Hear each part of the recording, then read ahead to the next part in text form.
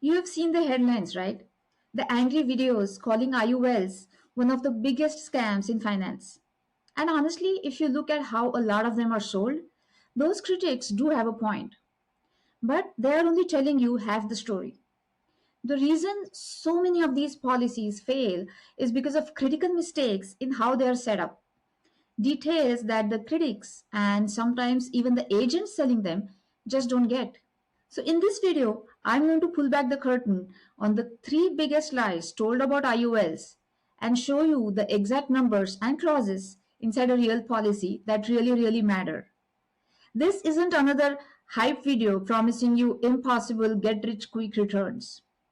This is about giving you some real talk on a financial tool that is incredibly powerful but unfortunately often misunderstood. The internet is a war zone on this topic. You've got one side screaming it's a scam, and the other showing illustrations that look way too good to be true. The real story, as always, is in the details. It's in the structure. My goal here is simple to give you the clarity that's been missing from this whole conversation. We are going to tear down the three biggest lies one by one using facts and not fear. And the first lie, it's probably the one you have heard the most. It's the one that the critics shout from the rooftops, and frankly, it's the easiest one to fall for if you're not armed with all the facts. So, the first and biggest lie is that index universal life policies are stuffed with insane hidden fees designed to drain your cash value until the whole thing simply implodes. Critics love to flash a statement from a badly designed IUL and point to the laundry list of charges, the premium load, administrative fees, and the big one, the cost of insurance. They'll say, see, the insurance company is simply bleeding you dry. And you know why this lie is so persuasive? Because there's a kernel of truth to it. The fees are real, they absolutely exist. When you look at an IUL illustration for the first time, those early years can look brutal. You might pay $10,000 in premium only to see your cash surrender value is a very tiny fraction of that. It feels like you are literally lighting money on fire. This is where the critics pounce, and it's where unprepared agents start sweating and can't really explain what's going on. But here's the truth they conveniently leave out. Those fees aren't just vanishing into a corporate black hole. They are paying for very specific, very valuable things. This isn't just an investment account, it's a life insurance contract first and foremost. So let's break down what you're actually buying. First, part of those fees pays for the pure cost of the death benefit. That's the whole point of life insurance, right? It's the rock solid guarantee that if something happens to you, your family gets a tax free check. And that peace of mind has a price, just like your car insurance has a price. Second, and you really need to understand this part, those fees are buying you the single most powerful feature of an IUL, downside protection. Your cash value isn't actually in the stock market. Instead, the insurance company uses a portion of those fees to buy options that give you exposure to the upside of an index with zero downside risk. This creates a floor, which is always 0%. What that means is if the market tanks 20%, 30%, or even 50%, your cash value linked to that index loses nothing, zero. And that protection is not free. You are paying a fee so the insurance company can take on 100% of the market loss risk. Critics comparing IUL fees to an index fund's expense ratio are comparing apples and oranges. Your Vanguard fund doesn't come with a promise that you can't lose money. Third, the fees often cover powerful living benefits. Most IULs include riders that let you access a chunk of your death benefit if you get hit with a chronic, critical, or terminal illness. This could mean hundreds of thousands of dollars in tax free income for care without having to sell your house or drain your other retirement accounts. Now, this is a form of insurance and it has a cost. So, when someone tells you the fees are a scam, ask them, what's the fair price for guaranteeing you will never lose a dime in a market crash?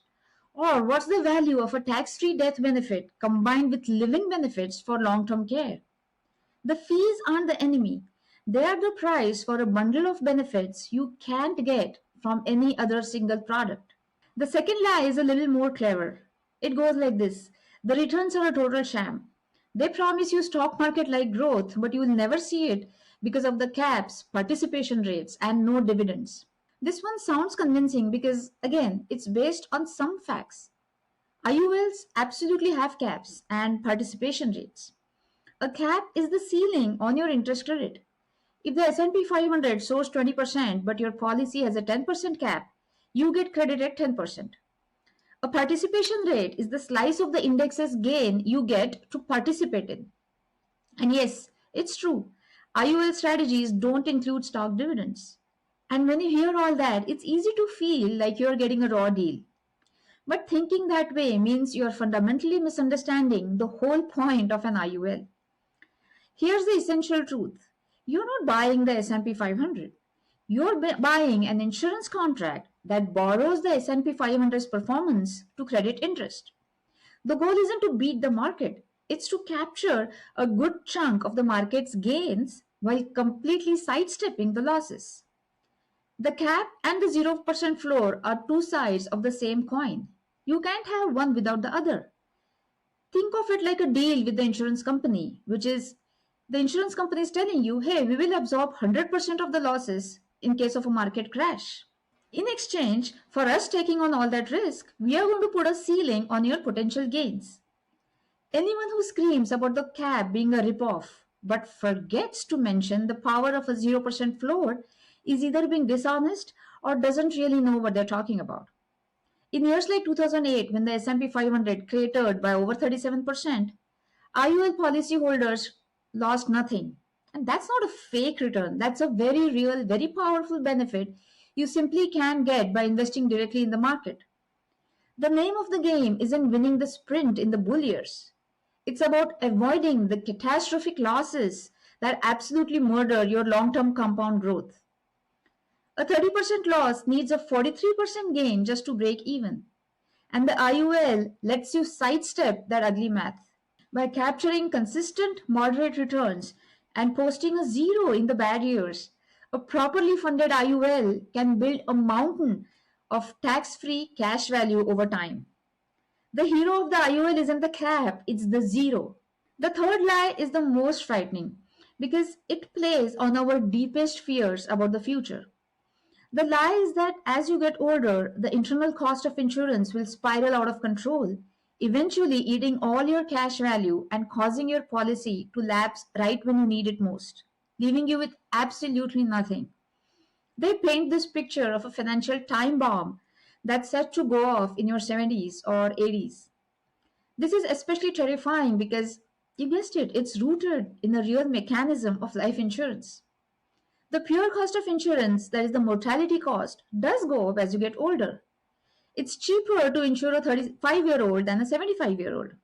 So if you look at an illustration, you will see the cost of insurance number getting bigger and bigger every year. A critic will show you an underfunded policy where in the later years, the charges are bigger than the interest being credited, and the cash value starts to really nosedive. It looks like a death spiral. But here's the key: that outcome is not a feature of the IUL, it's the result of a major blunder: underfunding the policy. The truth is, a properly designed and well funded IUL is built to absorb these rising costs. Here is how it's designed to work. Inside your policy, you have the death benefit and the cash value. The net amount at risk for the insurance company is the gap between the death benefit they promised and the cash value you already have. So if you have a $1 million death benefit and $200,000 in cash value, the insurance company is only on the hook for the other $800,000. The whole strategy behind a healthy IUL is to max fund it, to pay premiums that are much higher than the minimum costs in the early years. This aggressively grows your cash value. As that cash value gets bigger and bigger, the net amount at risk for the insurance company gets smaller and smaller. And since the cost of insurance is only charged on that shrinking amount, the real dollar impact of those rising costs starts to fade. In a well designed policy, your cash value can eventually grow so large that it almost equals the death benefit. And at that point, the insurance company's risk is tiny and the costs become minimal, even if you're older. The policies that implode are the ones sold with the cheapest premium possible. Those are practically designed to fail. A policy designed for maximum cash accumulation, on the other hand, is designed to succeed. The rising cost of insurance isn't a secret flaw. It's a known variable you plan for from day one with a smart funding strategy. So let's put this all together. Line number one, the fees are a scam.